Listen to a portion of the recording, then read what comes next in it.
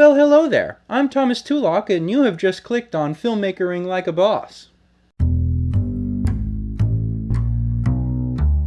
No, I don't claim to be an expert, but I am an award-winning filmmaker, and more than that, I have a passion for filmmaking, which is really all you need to get started. In the last episode, I touched a little bit on the language of cinema and how that relates to the angle and position of your camera.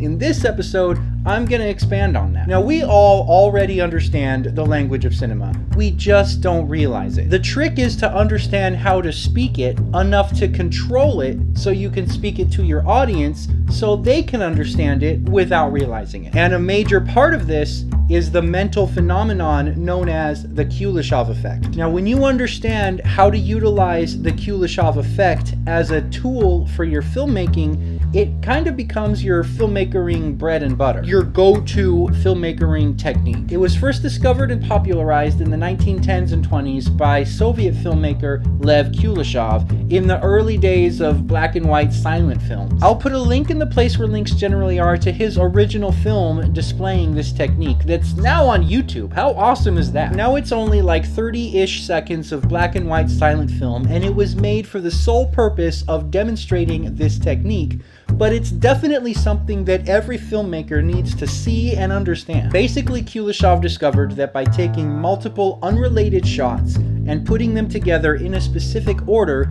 your brain subconsciously derives new meaning from the sequence. Say you have a shot of an actor's face looking off into the distance. Now, this shot alone doesn't really mean anything. Maybe you're admiring a good-looking actor, but beyond that, this shot by itself doesn't really mean a whole lot. Now, if you follow that shot with a shot of, say, a bowl of soup on the table, which by itself has little to no meaning other than, hey, check out this delicious looking bowl of soup that I just made, then with the two shots put together, your brain derives an entire new meaning that wasn't there before. First, you see the actor staring off into the distance, then you see a bowl of soup on the table. Your brain is just going to assume that the actor is looking at the bowl of soup, even if the actor and the soup weren't in the same room at the same time. Now let's take it a step further. First you see the actor's face, then you see a bowl of soup, then you cut back to the same shot of the actor's face, and then the actor smiles. Well, now your brain is going to make assumptions about that actor's motivation. Not only is he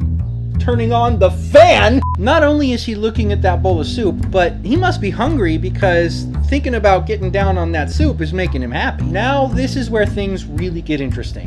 You have a 3-shot sequence. First the actor's face, then a bowl of soup, then the actor smiling. Leave the first shot of the actor and the third shot of the actor smiling, but remove the middle shot of the soup and replace it with a shot of a beautiful woman. Now your brain is making an entirely different assumption about that actor's motivations, even though it's the exact same shot of the exact same actor smiling the exact same way as he did when looking at the bowl of soup.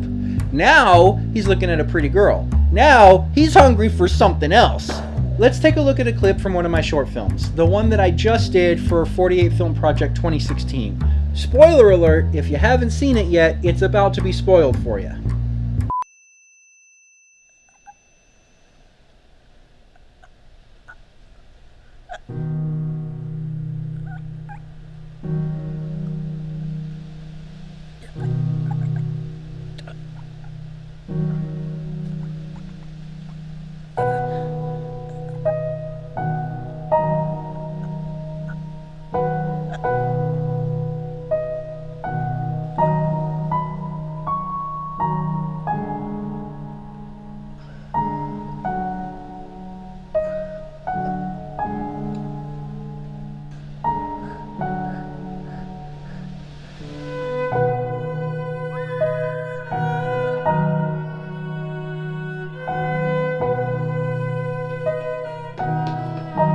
In this sequence, you see Matt looking ahead into the distance, intercut with shots of the kids whose lives he just destroyed. Now, based off of these intercut shots of these kids, you're subconsciously giving Matt's facial expressions meaning. Now, I'm going to spoil a little bit of the movie magic here, but I'm assuming that that's why you're here, is to learn how to do this movie magic, so here you go. The shots of Matt were actually filmed the day after the shots of the kids. What? Due to time constraints and all that kind of stuff, we had to film the kids' shots first on the first day to get them done and out of there, because we were filming late at night and the kids can't stay out as late as the adults. So we filmed the kids' shots on the first day, and then we filmed Matt's shots on the second day. He wasn't actually looking at those kids when he gave those reactions. What? Here's the unedited clip of Matt's reactions. Okay, look right at Billy. Too far, you passed your line. See, now you gotta go back and do it again. I'm still rolling. No, not all the way. There's good, Matt. Matt. That's good. Okay, action.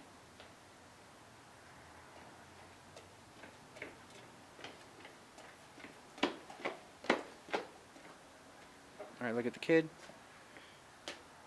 You just killed a kid. Put it in your face. All right, now look up at Aaron. See the sister? Okay, now look over here. There's a toy gun on the floor. He just had a toy gun. That's all he had. All right, now look back at the kid.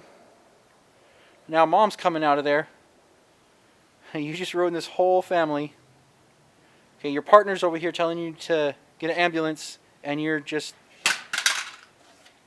There you go. Even though these were not all filmed on the same day, because you see them in the right order, your brain connects the dots and you assume they all happened at the same time in the same place. And that Matt is just horribly sad because he ruined the lives of these kids. This entire concept is the very essence of pure filmmaking, and chances are you were probably already thinking along these lines. But understanding what you're doing and why you're doing it will help you manipulate and control it better, giving you the power and the ability to control the emotions of your audience. And of course, I still have a lot about this to say, but I just can't give it all away in one video. So hit that subscribe button so you can follow along on the next episode of Filmmakering Like a Boss. Here at the end screen, I would like to invite you to watch some of my filmmakering in action by clicking on one of these links over here that will take you to a playlist for each individual respective thing. I would also like to invite you to at least consider supporting Easily Amused Group Productions on Patreon at this link down here. And thank you for watching the Easily Amused Group, the show that just made a deal which will keep the Empire out of here forever.